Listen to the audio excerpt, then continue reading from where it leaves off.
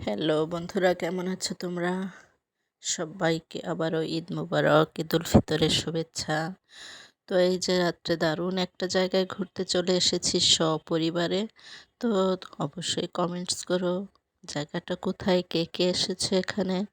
তো ঈদ মানেই মিলন মেলা, যে কোনো একটা আনন্দঘন পরিবেশে যে কোনো একটা পছন্দের জায়গায় মানুষ একত্রিত হয়, তাই না? তো আমরাও তেমন চলে এসেছি এখানে।